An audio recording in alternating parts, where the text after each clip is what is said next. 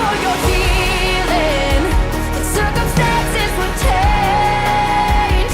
I pray that the fear inside would flee in Jesus' name. Hosea 4:6 tells us, "My people perish for lack of knowledge." One of the biggest tricks of the enemy is to make us believe that he does not exist. Exactly. Welcome to another episode of Healed, Whole, and Happy. I'm your host, Vianney Montero, and I'd like to welcome our guest, Father Yozefu Ssemakula, who has written a very interesting book, The Healing of Families. Welcome, Father. Thank you, Vianney. Welcome. I'm happy to be here to myself. So tell us a little bit about your healing ministry. We know that you have traveled over the world. You have this big healing ministry, and you've seen many miracles with this blessing that you have gotten from God. So speak to us a little bit about your ministry, how you came about with it. Yeah. Oh, by the way, I also came to Belize. Yes, you were here in 2017.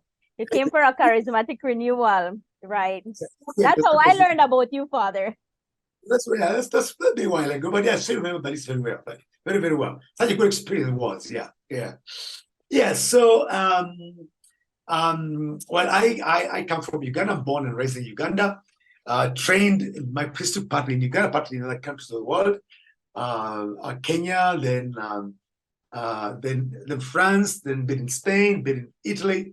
So basically, I got my seminary formation into 1983. I was 18 years old then, and I'm in there for 10 years. So I'm ordained in 93. And in the meantime, I've done part of my formation in Uganda, 3 years in Uganda, 2 years in Kenya, which is a neighboring country, towards the east, towards the eastern coast of Africa. And then after I went to France for 4 years. And within those 4 years, that's what I did, something in Spain, something in Italy. But then by 93, I was done and I was ordained. And then I was trained as a missionary. So I went to do my missionary work in the Arab world. So I went to Egypt and Sudan, especially northern Sudan, because that's where it's really more Arab than southern Sudan now. That time was still one country. Now they've become two. So we've got the north, Arab and Muslim, south, more African and Christian. But that's it was one country. So it was basically an Arab-dominated country because that's where the power was, economic power, political power, and even cultural power too. So I did a couple of years in Egypt for learning Arabic.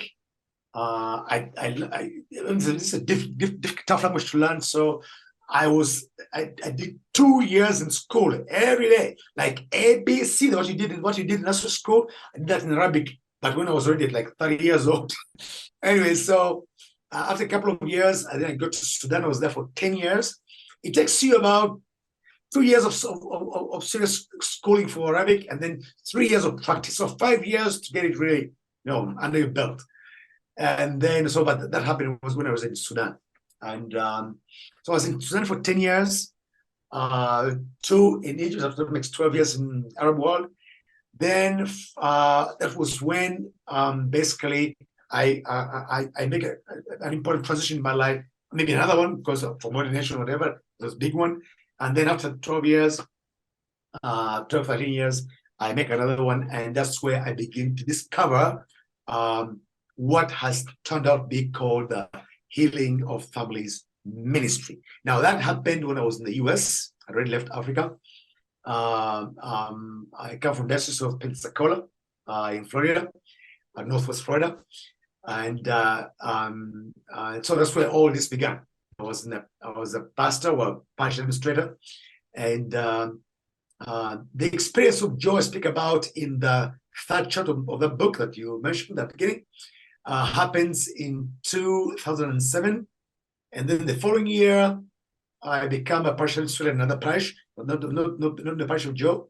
And then that's where I begin to seek to somehow reproduce the experience of joy in this new parish of mine. And as I began to do that, that was the birth, basically, of what we call the Healing of Families seminars. So, Father, where do you learn all of this before you started these seminars? Where did I learn all this? Did I learn all this really? Basically, I think it's good that you ask that question because surely everybody will ask that question. I mean, I've been asked that question so many times. Can you imagine, of course. But no, I didn't really learn, and I didn't really. It's true that I did. I began to do some kind of research, but this was not purely a result of research. I mean, people study all kinds of things. Everybody does research one way or another. We've got all these whole kind of academics, like whole hordes of them. But you don't get to this just because of research. No, you don't get to that. So what really happened? And here's fundamental point, because I believe that people should know this. I believe that God takes us very seriously. Now, some people may not believe this. They believe in God a lot, but may not believe in how God works with us. Now, God is someone, if I call himself someone, who takes us very, very seriously. I mean, he sent his son to die for you. I mean, can he be more serious than that?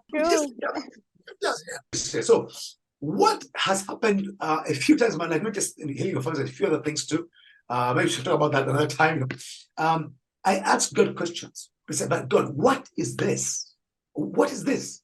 And why is this? The way I think I understood you up to today, up to now, I thought I would expect this. But that's not what I'm saying. What is this? So I kept asking God questions. And this is in relation to healing, right? Like the Gospels talk about healing, but where is it, Lord? Yeah, but it wasn't that much because I didn't believe so much in healing, by the way. A bit interesting story, so I was not looking for it. But my issue was I grew up in the Legion of Mary. So my family's got a good wing of it. I mean, my mom was first one in the Legion of Mary. My dad never joined the Legion of Mary. My dad, no. But my mom, yes. And then my older sister, too. And I've got other younger siblings, too. So, and immediately to myself, when I was about maybe 10 or something. No, maybe even under 10, maybe 9. So I joined, the kid, Legion of Mary. Then I joined the immediate. And then I joined the youth, and then I joined the adult one. And then it was starting to go to seminary, So basically, I believe that my vocation also to priesthood was somehow like formatted, that kind of situation there.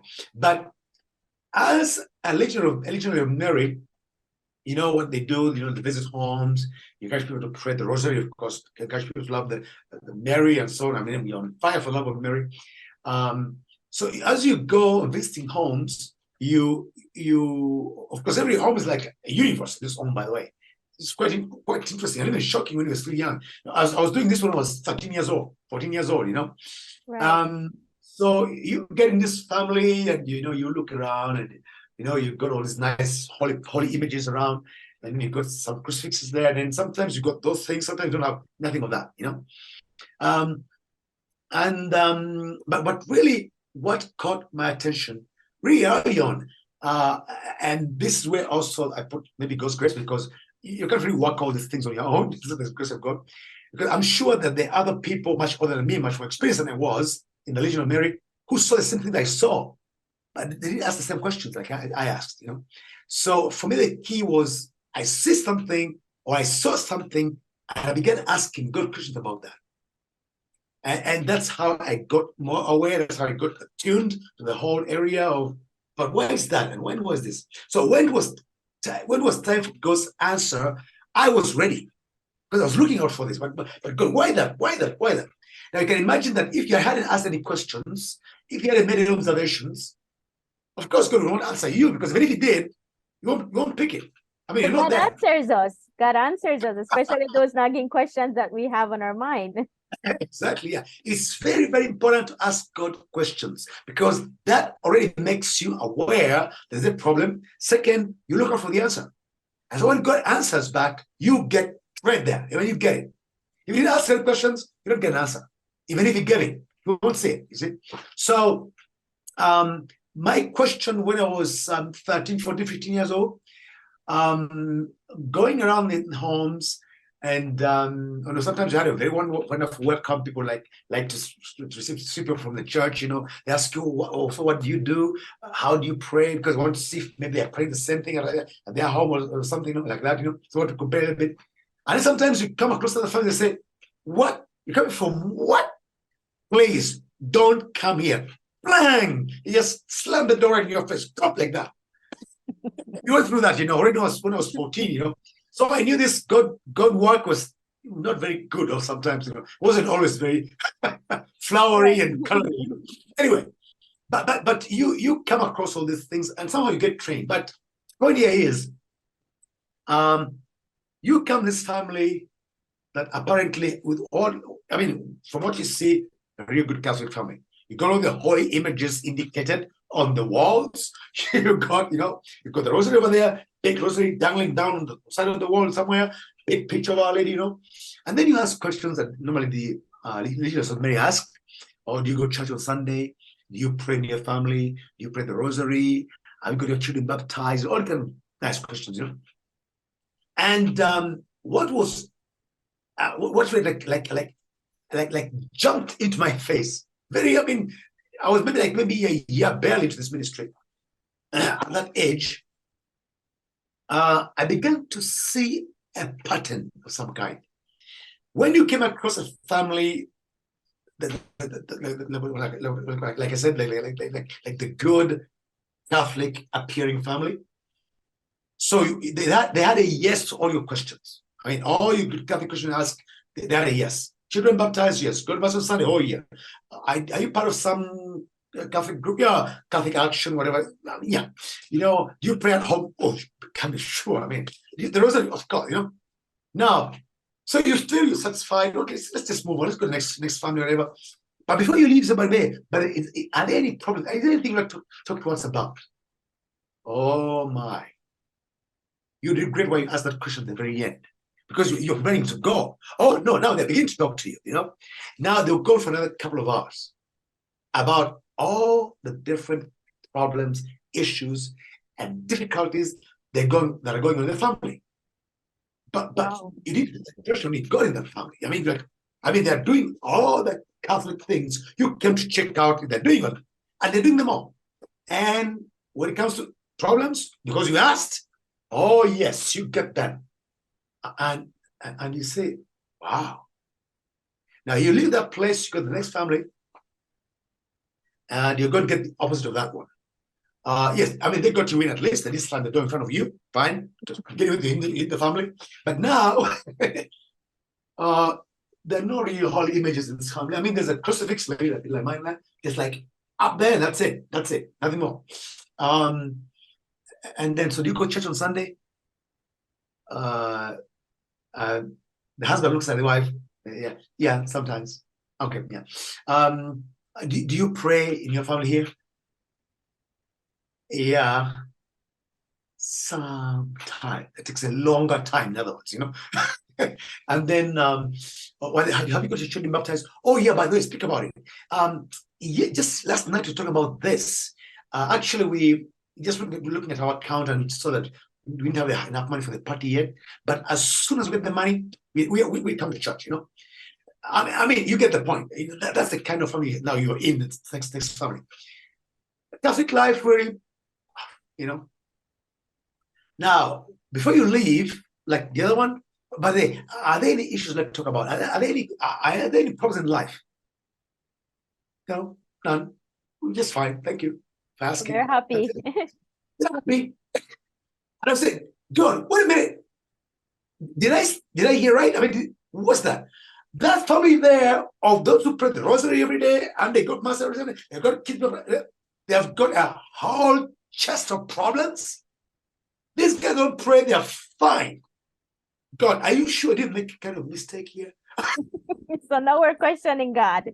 Of course not. Now, of course, when you come to Healing Family Ministry later on, those questions are funny. But at that time, they're not funny. They're very serious questions. And by the way, there are many Catholics today who have got those types of serious questions. Say, God, wait a minute. Those guys who are not praying, get hold of them. Beat them up. Come on, a little bit. Just don't kill them. But let them wake up, okay? Those guys are praying. Let them live. What's the whole point? They know you already, So I was asking God, why do you persecute those good guys and let the bad guys get off the hook. I mean, what's the point? I mean, don't you think you're mixing up the accounts here? You know. Father, So I that think was that's my a question that many of us ask. cause, you know. Now, I asked that question when I was 12 years old, 12, 13, you know. And I asked this question, of course, I wasn't, married, that much up to age 18 when I went to seminary. So for a good 5 years, good 5. Yeah, good 5 years, I asked the question. And I got the answer. But the more I asked the question, and the more visits we do over the years in the Legion of Mary, the more I got confused. I mean that same kind of like situation was just being constantly reinforced. God, you persecute the good ones and let the bad ones get off. And how? Why do you do that? I mean, you are fair. I was told. Is that fair? Yeah. So when I started going to seminary, I feel, well, a priest, I would be God's salesman. Now, I remember telling God, that how will I be your salesman when after people have accepted me? I mean, I've accepted what I tell them about you, so they have become prayerful people, church-going people, serious Catholic community. Now, when they've done all those things, how do you expect to convince them when they're going to get a bad life out of all that? And those who listen to me, and therefore they don't do all those good Catholic things, they just be all happy, you know, picnic every weekend. Now, how do you expect me to convince those guys to remain faithful to you? You see? So I remember also asking God that question when I was going to seminary. I'm not sure if I got the answer. Maybe I was expecting one at that point. But you know, so that's like the background of my childhood that basically made me attuned to this. Of course, in the end, I understand it was the ministry, but of course, I didn't know that it was ministry at the time. I just had questions, you know, just had questions. I expected that in the seminary formation, I would get the answers. I didn't get much. I got the cross, of course, last year cross, and then after a while, because I was in seminary for 10 years, so I got the cross really quite a bit, you see. So we I mean, understand that is your cross. You need to carry your cross, and your yeah, I suffering. know. I mean, you Guides you to 10 years Jesus. of priest information, you hear that a lot. So the first years I said, okay, yeah, Jesus carries cross anyway, so I mean, why not do it in 10 hours? But by the time I'd had that for about 5 years, in the seminary, I was asking myself, but why should some people carry far heavier crosses than others? If you go to the same place, I mean, that doesn't make sense, really, you know? Go to the same place, go to the same God, go to the same place, live in the same country, maybe, go to the same education. You can put all the sames there. Mm-hmm. Why should someone carry a whole different heavy cross compared to someone else with whom I'm on the same journey, going the same place? I didn't get an answer for that one. So my cross thing hung up there. And that's how I went through seminary. I mean, it will not make sense. It was not making sense at all. So from my childhood experience as Legion of Mary to that seminary experience of the cross, okay, sufferings, the cross, whatever. And at some point I said, but why should some people have heavier than others when going to the same place? You know, how fair again? What is how fair are you, God? You see, remember I asked the question before. How fair are you persecuting the good guys and letting the bad ones off the hook? Now, good. How fair are you when you're taking us to the same place? Why do you give like extra heavy duty cross to someone and the other one get the light one, and they're going to the same place? Really? Again, how fair are you? So these were my how fair questions were my real problem with God. But I mean, they were not a real problem. I didn't make a whole big deal out of them. I just was asking myself, and there was no answer, so I just kept the question.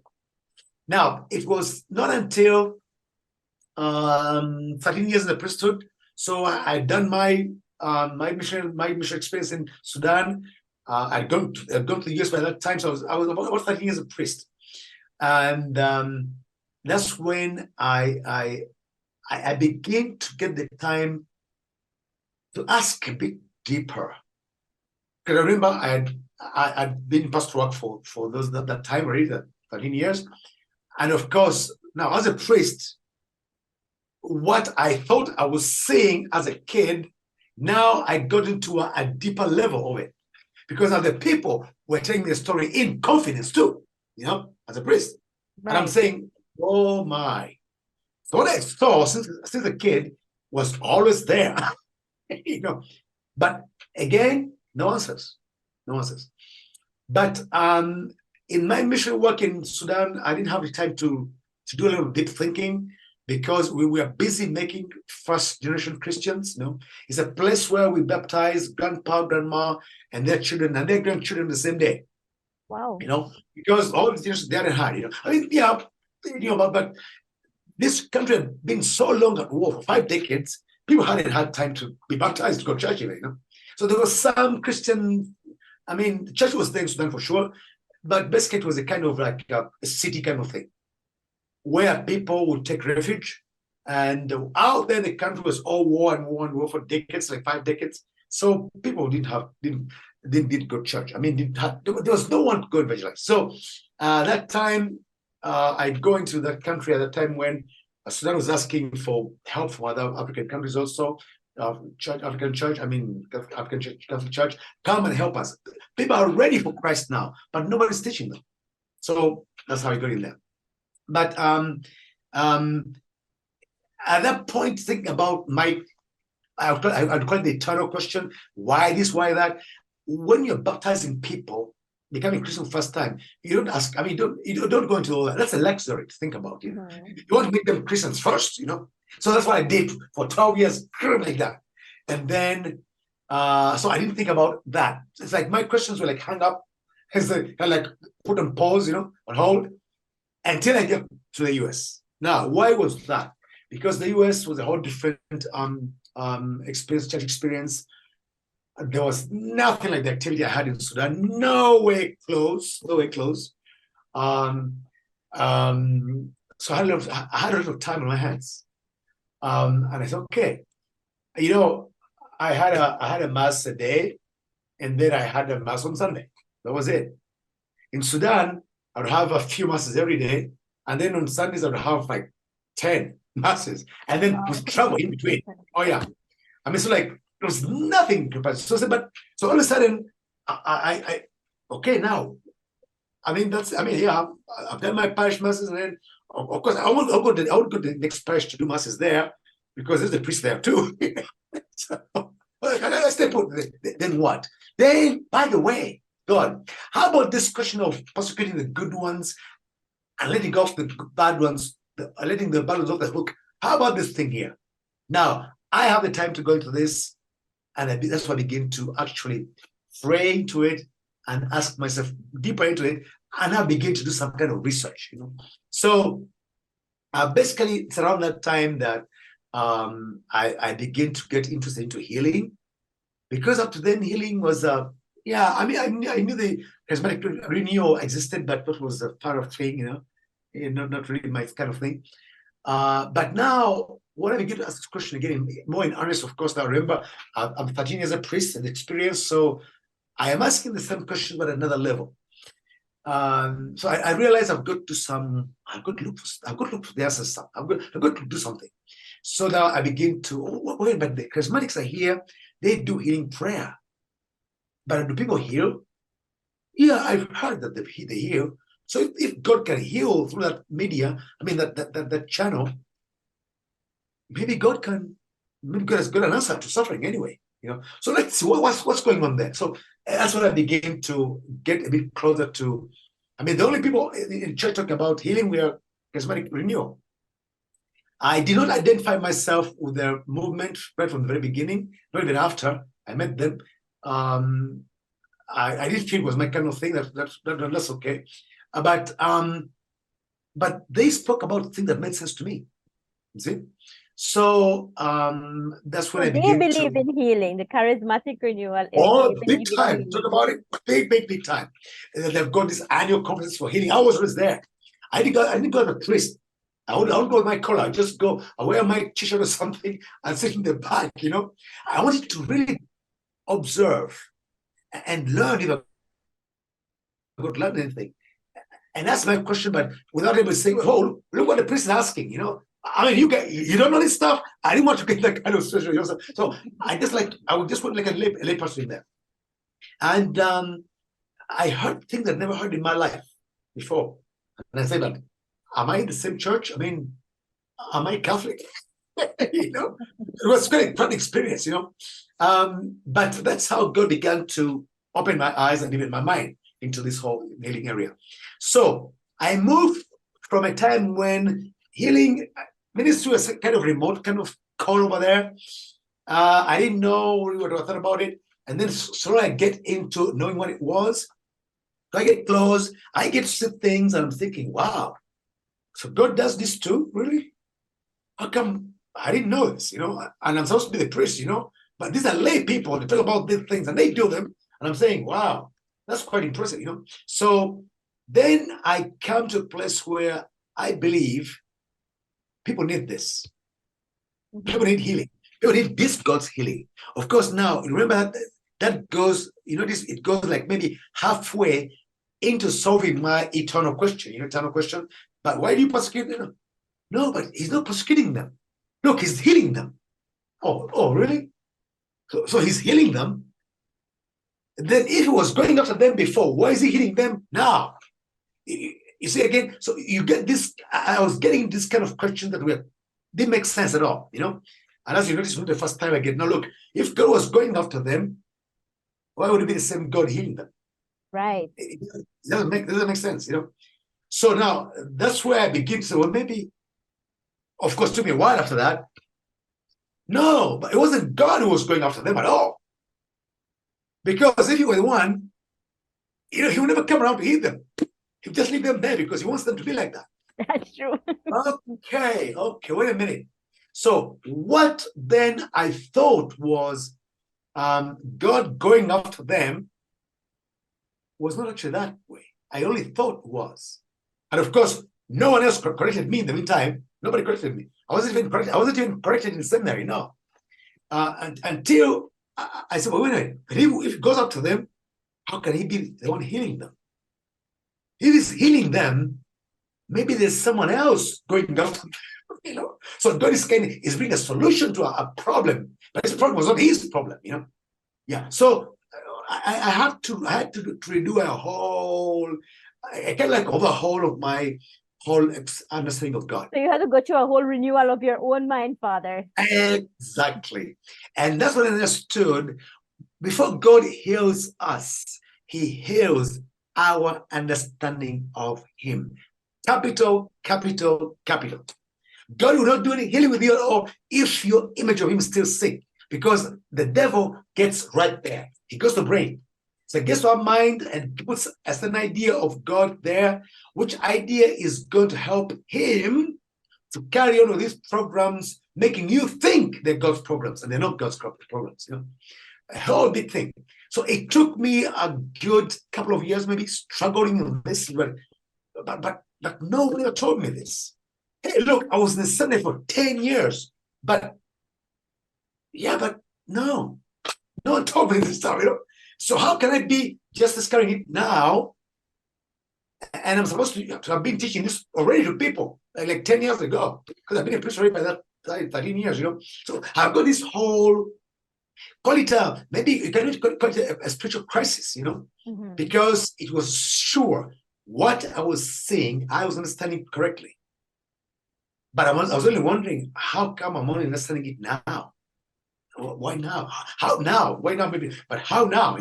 So, but anyway, that's how God worked with me, and so I come to a point where I'm convinced, yes, God does healing, yes, and therefore that puts a question mark as to who was doing the problem to those people, but I was not yet convinced that I should do that healing thing.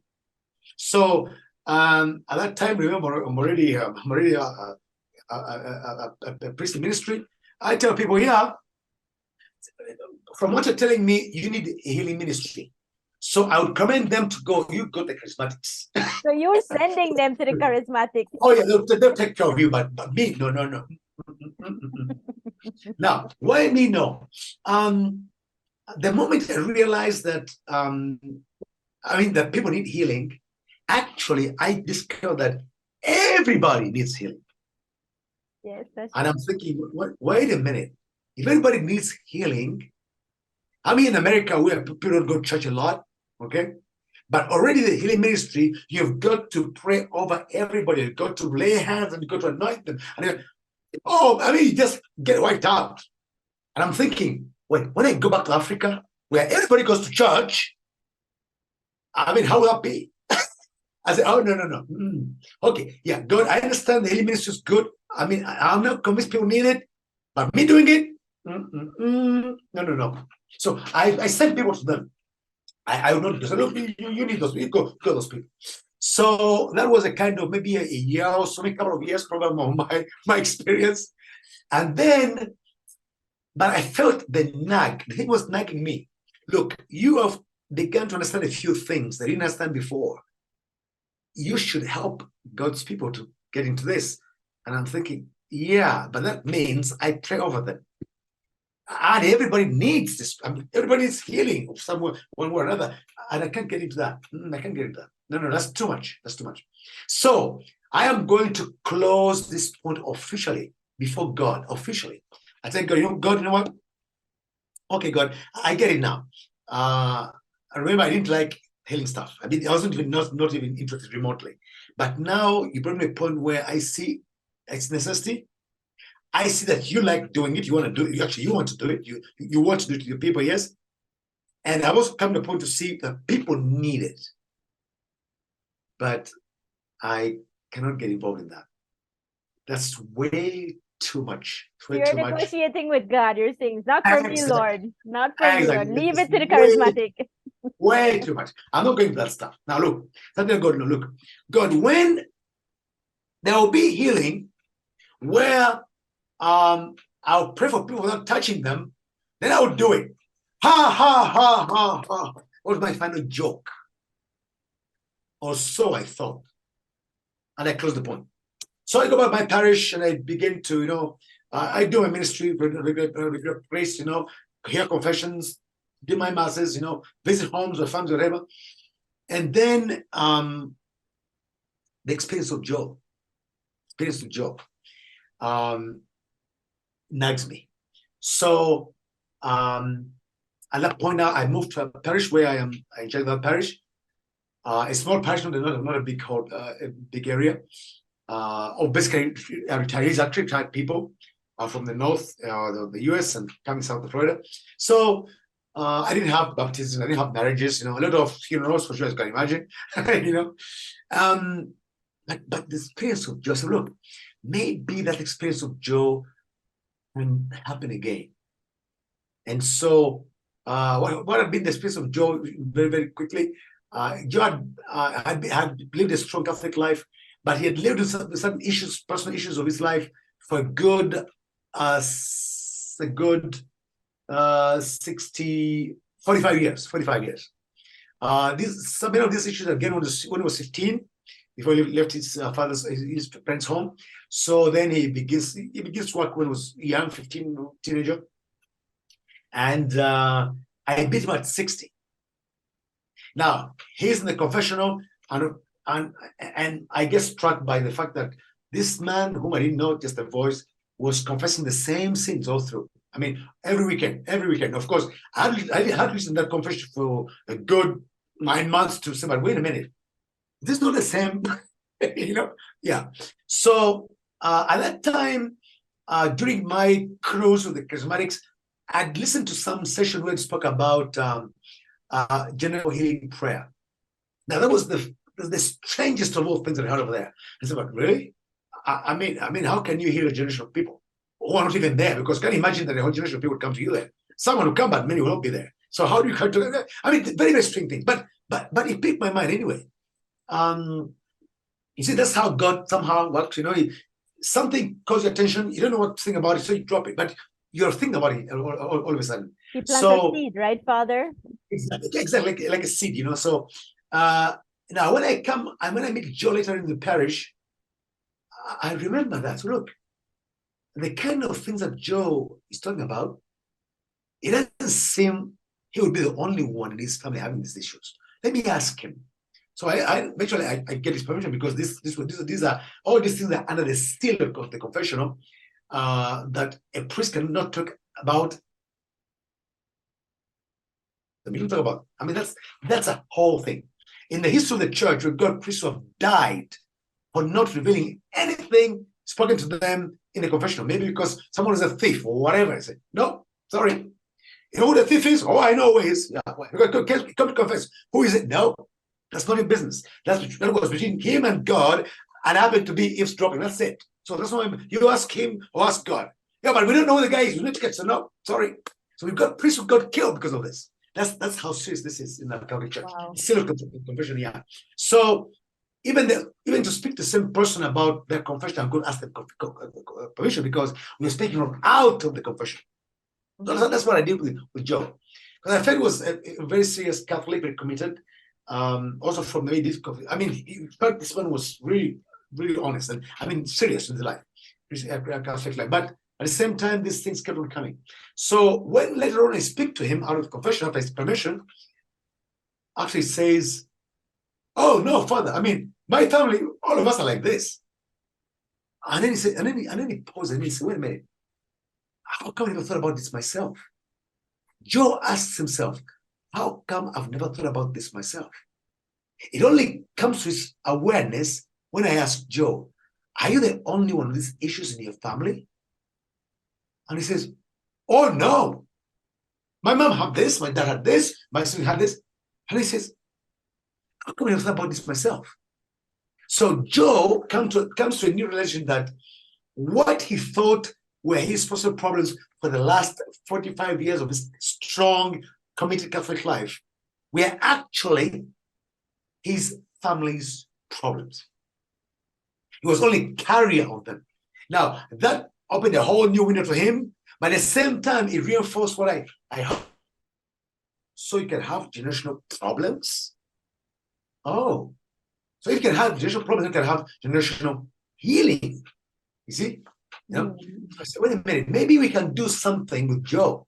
So I did something, Joe, because at that point I was completely in uncharted waters at all. I mean, I never did anything like that before. And then remember, I told God, I'm not getting involved in this stuff.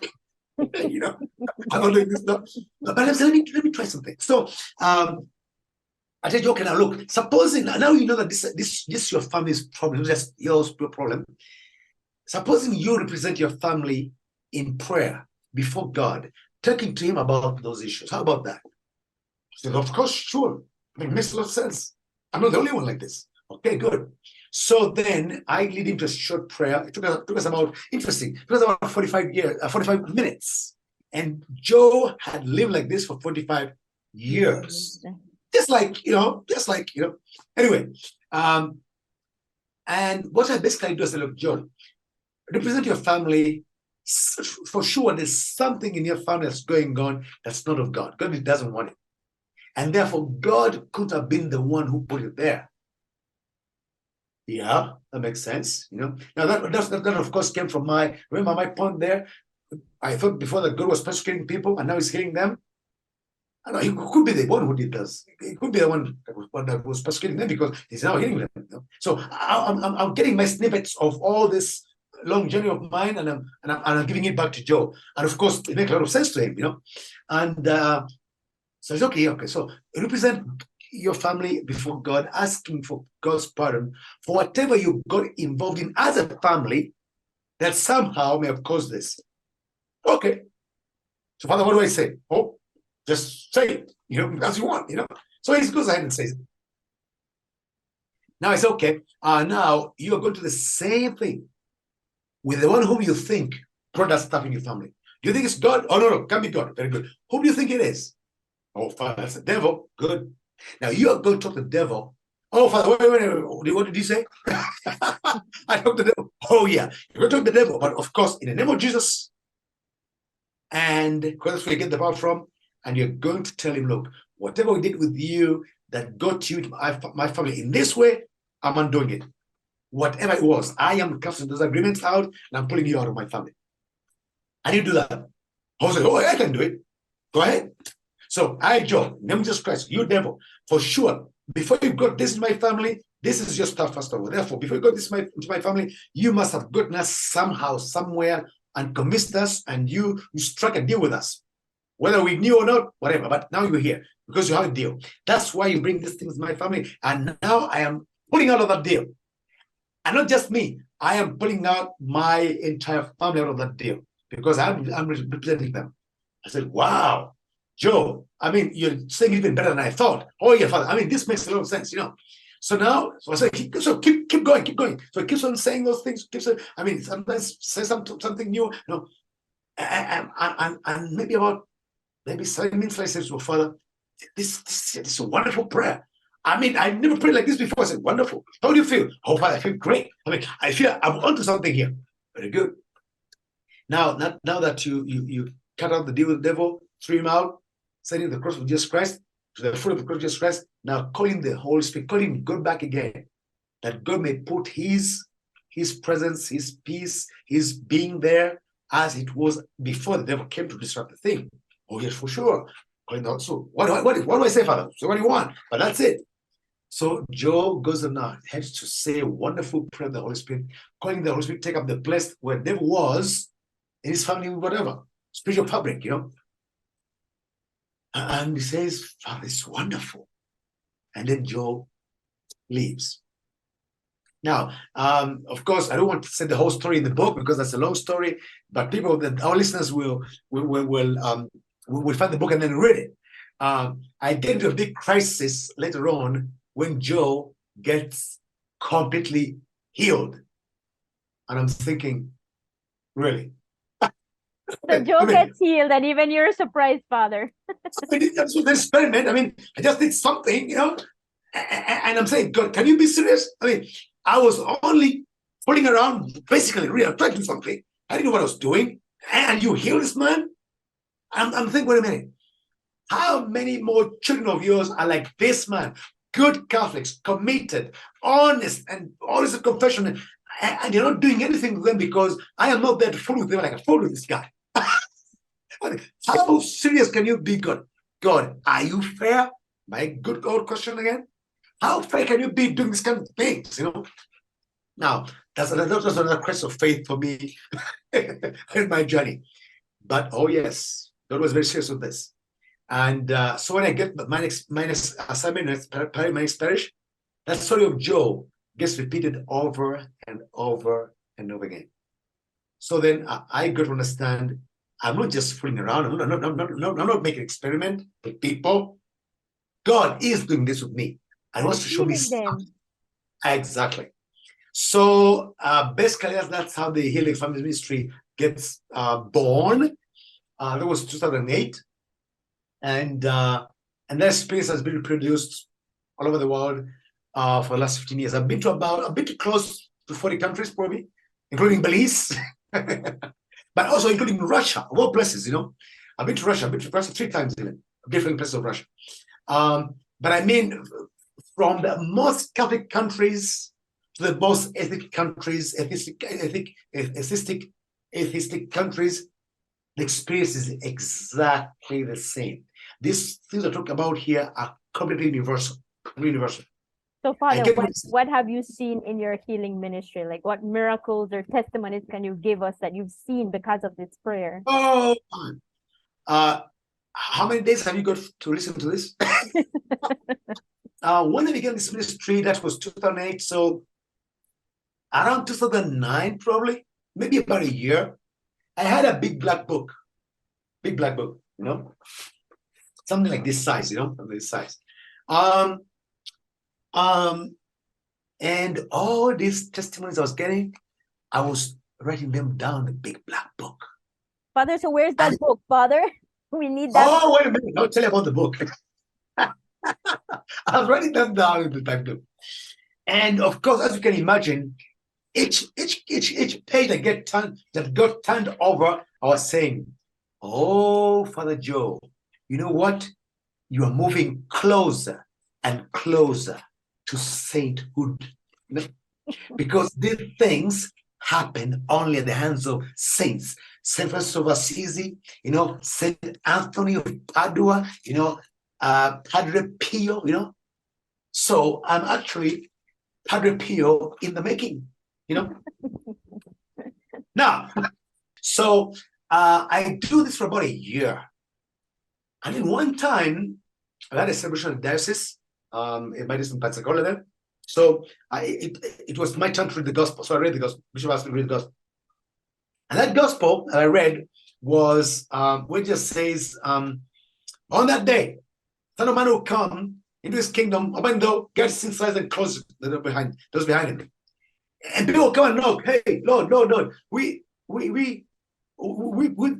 preach in your name. And we did miracles in them. We even dismissed evil spirits in them. We will like come in and says, oh no, I don't know who you guys are. I don't know you. I don't know who you are. But no, wait. We even dismissed the devil. We healed people and says, no, go away from me. I never knew you. You evil men. Even tells them evil men. And I'm thinking, did the Lord just say that? Yeah. So I read the gospel. Here's the word of the Lord, and I get seated. I cannot tell you that the moment I sat down, I remember anything the bishop said in his homily after the close I read. I didn't hear anything. And the moment I sat down, I got asked myself, wait a minute. Can someone perform miracles in the Lord's name? Can someone perform healings in the Lord's name? Can someone even dismiss evil spirits in the Lord's name?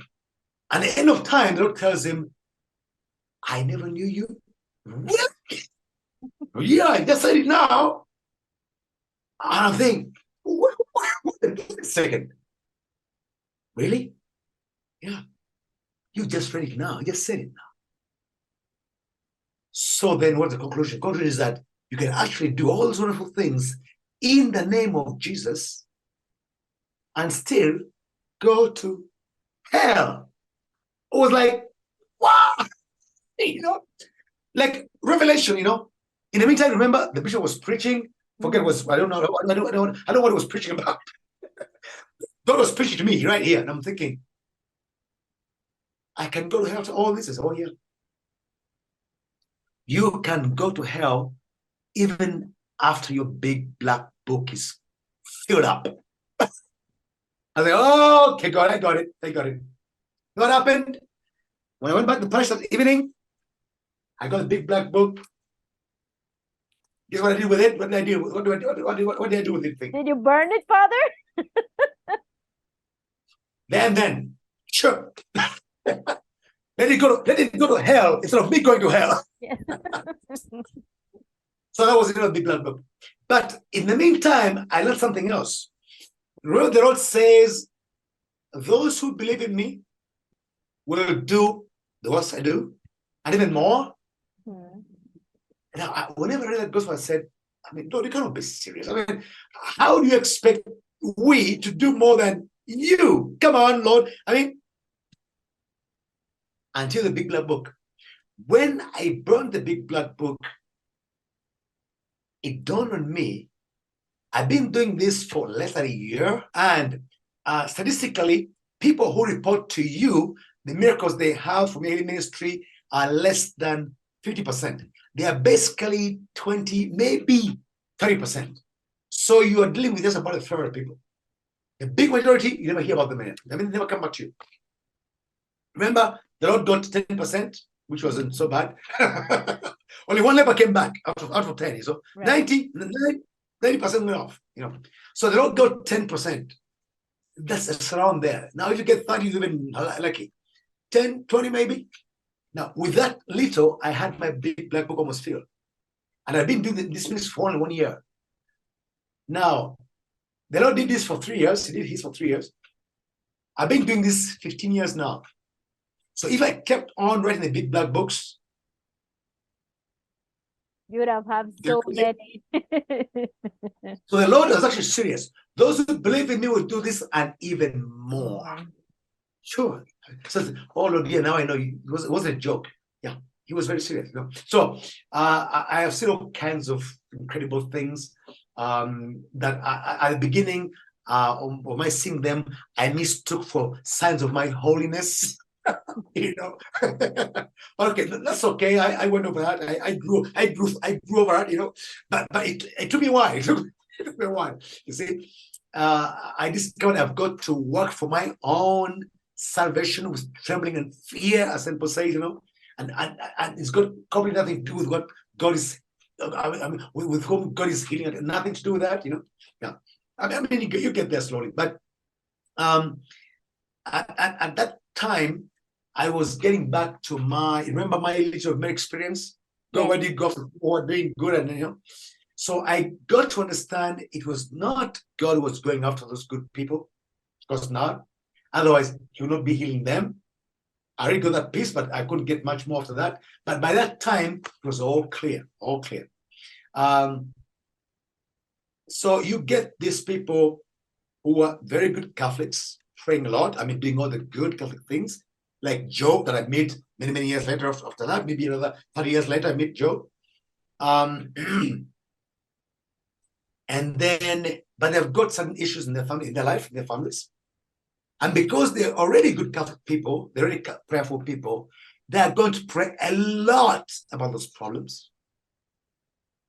But because their prayer is not appropriate, there's something wrong with their prayer, the prayer is not effective, so the problems remain just there. Because you're not targeting the right area. They're just praying wrong. Just praying dead wrong. You're just praying wrong.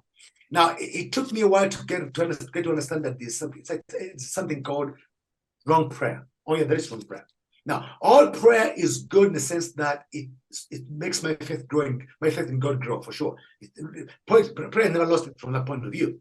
Because I come into God, so I speak to God. As long as I speak to God, I am before God. So my faith in God grows somewhat, at least. But as to when it comes to healing prayer, we check what prayer is actually working and what's not working, because we see results. It's as simple as that. If it's got results of healing, then it was working. If it doesn't have, it wasn't. So you have this good prayerful Catholic people, a lot of faith as well. They've got so many big issues. And because they're prayerful people, they pray a lot about those issues, but the prayer they're praying about these issues is wrong prayer. And so the prayer is completely ineffective. And so you find, what did you find? That time as a kid, what was I finding? You find a good prayerful Catholic family, a lot of problems that I never saw. And I would think in my 13-year-old kid mind, maybe even 15 to 16, I would think they're having all these problems because they're praying a lot. I mean, all the elements are there, but it's a different order. You see, they're praying a lot because they're good. Actually, that could be different. Maybe they had many problems at the beginning to begin with, but because they're good Catholic people, they prayed a lot about those problems. And because that prayer was not effective, was wrong prayer compared to those problems, the problems never moved. So you find them praying a lot, but with a lot of problems at the same time.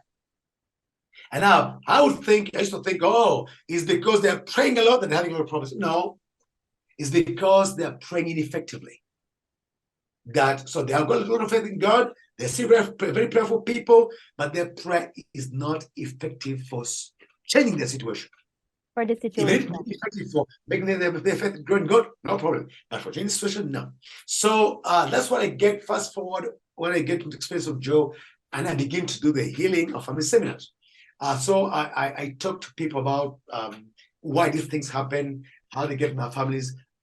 Is there anything, such a thing as wrong prayer? But since when, if God is always correct? I mean, how can you say wrong prayer to a correct God? All that, So basically, I came up with a tool because I was really obliged to do that.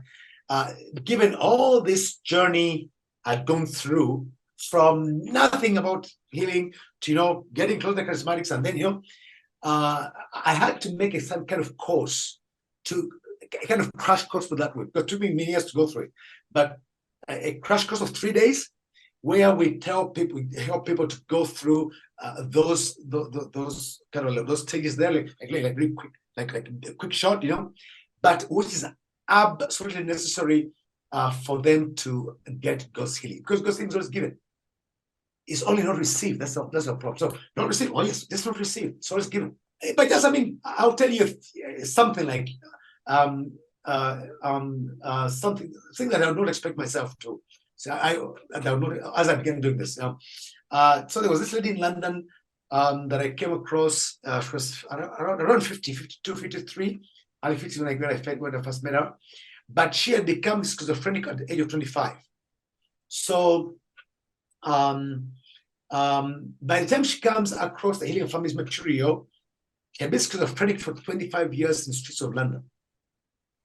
And interesting, even when I met her for the first time, she was already healed. So she's healed when you met her. Exactly. It was after I healed I met her. I didn't meet her before. Now, that is very, very important for our listeners and our viewers to understand. You don't need me to come to you to get this. They'll say, oh, what if Father Joseph come? Oh, please, what if Father Ssemakula come? I will not come maybe another time to Belize. But I don't need to, because you have Jesus over there, So what happens? Her younger sister, with whom she lived, got the Healing Families book, the one just showed people there, and she began reading it. And she was saying, but stuff sounds familiar. This very interesting stuff. I think we did this for my family. But she did not at all think she was going to work on the schizophrenia of her sister. No. My sister's gone cancer. She'd been out there for 25 years. She'd come home once in 3 years. She knew where her house was, she never came. It was always roaming town, staying in shelters, soup kitchen, stuff like that, in London, never came home. She'd come once in 3 years, once 4 years. Now, so she was at home, she goes to work and comes back every day. And then she reads this. At some point, she's gone through the whole book. She begins to follow instructions, because I show you how to, as you go through this, I show people how to do it on their own. It's basically a self-help book, really. I don't need me to be there, And then she prepares her prayers according to instructions and begins to say the prayers, which are also in the book. And maybe maybe 3 months into this, her sister begins to show up. But the first time she shows up wasn't so. She would come around once in 3 years, so this is it, But then a month later, she comes again. Oh, that's interesting. Oh, but anyway, why not? I wish she'd come more. But why not? This is her home. But the house also belonged to the schizophrenic sister, not her. This was the younger sister just came. Yeah. When she came to live with her sister, the other went out. So, and then the next month, she came too. I said, wait a minute. That's a bit too much. That's been too many times. She's been coming once every month now. What's going on here, in the past, that would be 9 years. Just did it that in 3 months, So she's sort of intrigued, but she had no idea that it was the prayer that she was doing that was doing this. She had no idea at all. So she didn't like it. Yeah, just kept on doing the prayer because she liked the prayer, she liked all the concepts she had learned, whatever. But meanwhile, the prayer was beginning to take effect. So, maybe 6 months. No, 6 months. But by the time 6 months, her sister is back home every 2 or 3 times a week. In 6 months' time. Wow. By the end of the year, sister is right here. She doesn't live anymore. By the end of the year, she came back home. Is back home. So now she says, you know what? No, this is not a chance. The thing I'm doing here is doing this. I prayed for my sister all these years. The only prayer I changed that I was not doing before was this prayer. So this prayer must have done this. Of course, one can say, wait a minute, come on, you've been praying for 25 years. Now it's time that the prayer has gathered strength and momentum and having its effect. Yeah, but it didn't strike her that way. So no, I've been doing something new. And that's why this new thing has happened. I mean, makes sense. So she tells her sister, do you know why? Do you know what? Do you like to know what I'm doing that maybe is making you like to stay at home? Yeah, what are you doing? Oh, well, she gets a book. I'm doing this book. Oh, that's interesting. So what are you doing with the book? You read it? Yeah, I read the book and I'm praying with it. Oh, you pray with the book? Oh, yeah. I'm praying prayers in this book to heal our family. Oh, so you can heal entire families, huh? Oh, yeah. It's healing you. Oh. Oh, okay. So what do you want to do? What do you want me to do? Well, suppose we pray together. Oh, no problem. So she goes to this bookstore, gets another book, and gives it to her. Now, remember, she was working, so it was every day. She'll do the prayer maybe 3 times a week, maybe. Mhm. Now, the schizophrenic sister should do the prayer every day. Every day. Because she was at home every day. She had the time. Exactly. So every day, and then 3 times a week, she'll do it to her sister. But every day she did the prayer. Now, she did that prayer for that entire year. And by the end of the year, the psychiatrist says, I don't know what you are doing. Did you go to any other? Never, no. Never, no. I've been coming here for 20 years, you know. Oh, yeah, I know, but I mean, just in case, asking. Because you're showing things that I didn't expect at all. What are you doing? So, well, no, nothing. Oh, well, I'm praying. Oh, yeah, I pray too, yeah. Oh, yeah, but I mean, that's what I'm doing. So doctor's like, he says, but honestly, I can't keep you on these drugs. You don't need them anymore. Oh, wow. So what do you want? Oh, yeah, I can't keep them. So what are you going to do here now? You're going to sign this paper for me, okay? You're going to sign saying, I am not taking these drugs anymore because doctor says I don't need them, but I am choosing not to do this. Actually, what the doctor did not know, that for that whole past year, she was not taking them even. Ooh. She doesn't know that. She was just Just- praying. It was flashing now. Sorry, yeah, it was flashing. So, but of course, that's not good advice for people who are taking need these drugs. No, take your drugs that your doctor says don't. You don't need them. That's what you need. Okay, don't do that. You know. But she had not been taking them for a whole year, and I didn't know this. So when she signs this, she tells him, "By the way, doc, just for information, I'm not taking this for the whole of last year." He said, "What? Not one." Or then we just run from here. Don't just go, run. You don't need this place anymore, you know? Yeah. So she was out of schizophrenia. She got so healed. She says, but what do I do in my life now? She's not 50, you know? Yeah. A good chunk of her life lost. So I said, no, not lost. She goes back to university. And right now, as we speak, she's a nurse in London. Wow, praise God. That is the goodness of God, Father. Now, the question she had for me, what I went to do, now, when I went to seminary, south of London, when I went to seminary, it was the first time in that place, though she came, and of course, she came to her sister who brought the book and everything. She said, so she, you know, it was interesting how she showed us, she comes up during a break. And she says, Father, you know, Father, all these things you're talking about here, I know them more than you. I said, oh, really? I mean, you know stuff more than me. Yeah. And I paused and I'm thinking, is she okay? I mean, what's this? What's I mean, how can you claim to know this more than I am? Come teach you this thing. I mean, do you know I wrote this book? Do you know that? because I did some of that, but I'm thinking, where is this going? So I am amazed. I've got this amazed look on my face, and she says, you understand, huh? I said, no, I don't understand. And she says, I was schizophrenic. Oh, okay. And she asked me, have you ever been schizophrenic yourself? I said, no. Oh, no. Yeah, well, that's what I'm saying. What you're talking about, I know it more than you. I've gone through it. I said, okay. So how was this? Then I get no. Oh, that's sorry. So what she gets so emotional. So she calls her sister. So her sister one tells me this whole story.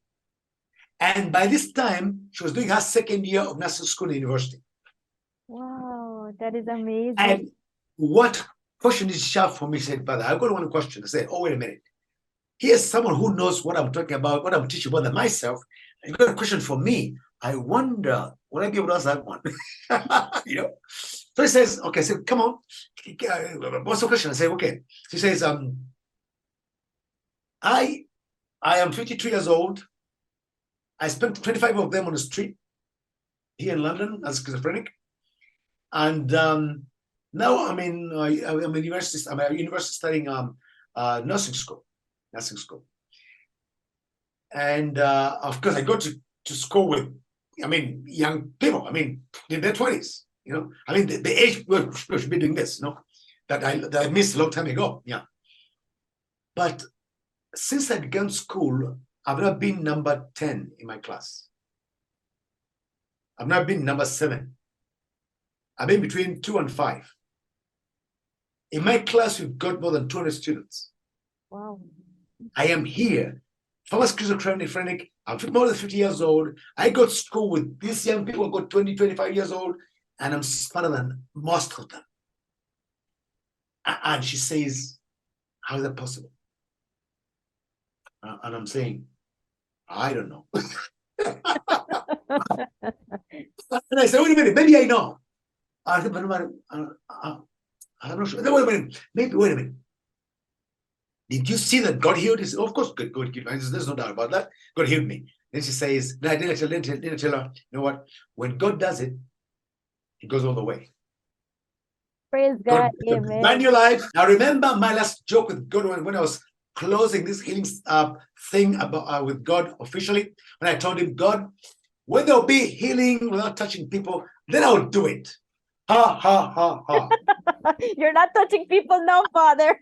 Exactly. Now, 3 years down the line, I find myself doing exactly this. I remember that was after my big black book, and I'm saying, wait a minute. This is healing that has all occurred without me touching anyone. And I'm saying, who is laughing now? God is a funny God. No, God is laughing. Oh, yeah. And I said, okay, God, okay, I'll be doing this. Don't worry. I get it. I get the point. I had no more excuse. Because what I had put up as my most solid excuse for not doing this ever, it has been crushed. Because up to then, there'd never been any healing ministry in the world that we knew in this church, in our church, in the history of Christianity, even beyond the Catholic Church, where people got healed like this. There was none. So I knew that would never happen. So the safest I would bank on was to go into this kind of niche where I tell God, when they'll do the touching people, I'll be in it. As I'm telling him, that will never happen. Okay, bye-bye. So meanwhile, God was up then, and he listens to my joke and my funny laugh after that. And God must have called Our Lady, Our Lady Guadalupe, our favorite ministry here. And God tells her, do you hear what your son just said? Our Lady says, oh yeah, I just heard. And God says, do you think we can manufacture this kind of healing somewhere in your workshops back there? And Our Lady said, oh yeah, we could. Then just go ahead and do it.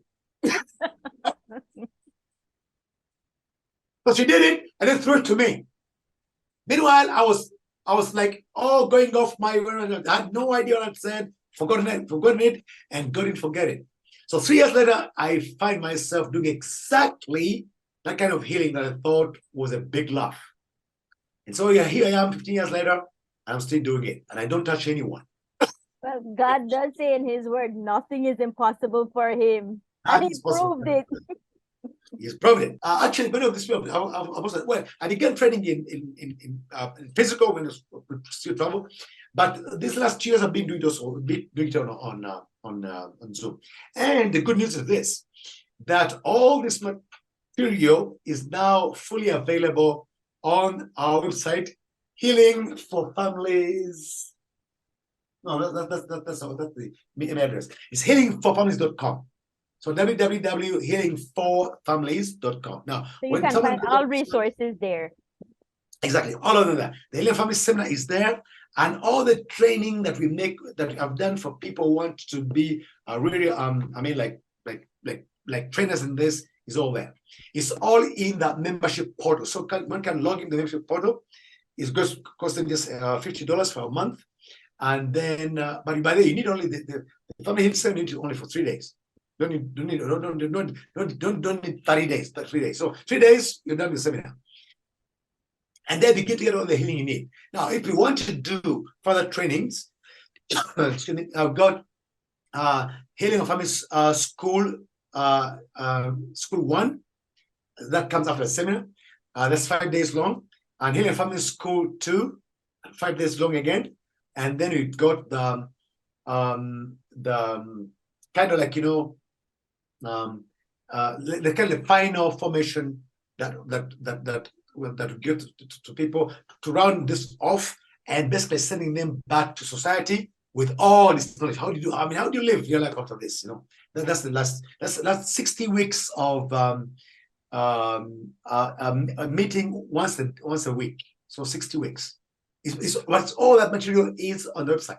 So if people want to do that, they can go through the formation, and if they want to do now the exam and get a certificate, they let us know, and then I give them the exam. If they pass, get a certificate, and they're official. Wow, that is amazing to know. Yep, And it's good yep. for us to know that all the resources are online, so we can go online. Oh, yep. Right. Yep. And the book is available, because you can't get the book. The ebook actually is available in the website. So if anybody is interested, you can buy the book from the website. You can order it from the website, or you can get the ebook from the website. So, Father, thank you so much for joining us today. We will bring back Father to teach us the basics and to go in depth with the healing of families, what it's all about, and how you can start praying effectively for those problems in your family.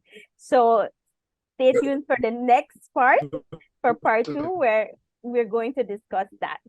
Father, any final words for our viewers?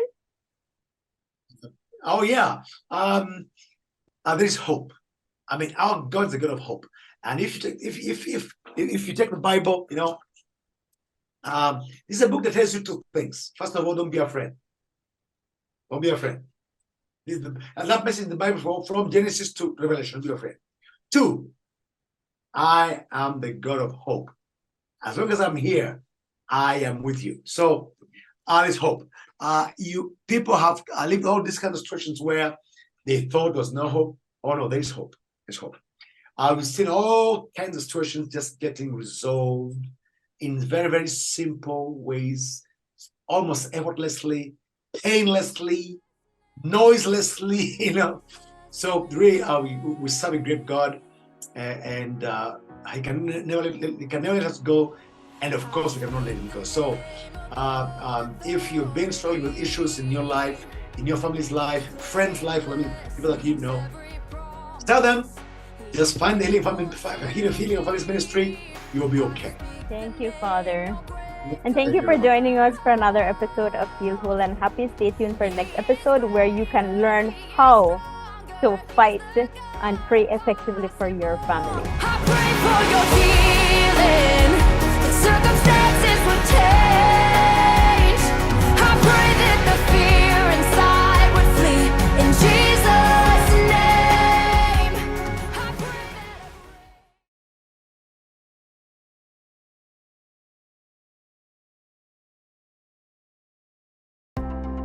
Every project has to start somewhere, and Brothers Habet's got you covered. We're the place for professionals because we understand success is built on quality and reliability.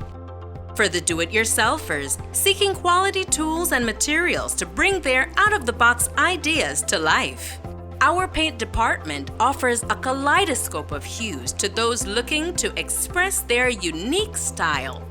And for those seeking the perfect touch of elegance for their homes, we offer a curated collection of household fixtures and furnishings that caters to every taste. But what sets Brothers Habet apart is our exceptional customer service. Our employees go above and beyond to ensure that every customer's needs are met. We're here to see you through your building journey. Visit Brothers Habet and get started today. Or call or WhatsApp us for a quote. See you soon!